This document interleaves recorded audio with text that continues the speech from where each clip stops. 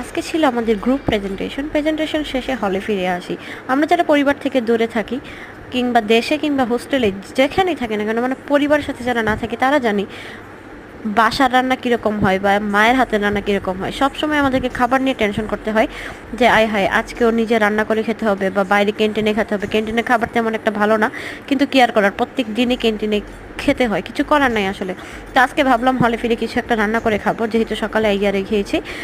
হলে এসে ফিরে দেখি যে মা আমার কাছে পোলাও চাল দিয়ে দিয়েছিল অনেক দিন আগে। মা তো লুকিয়ে শুকিয়ে অনেক কিছু দিয়ে দেয়।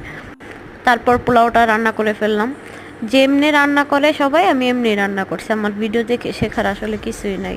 এটা হচ্ছে আমাদের হলের রান্নাঘর, খুবই নোংরা, কারণ এক একজন এক একভাবে নোংরা করে রেখে যায়। আর আমারও ঠেকা নাই যে সবগুলো গিয়ে আমি পরিষ্কার করবো। আমি যতটুকু পারি নিজেটা নিজে পরিষ্কার করে রাখি।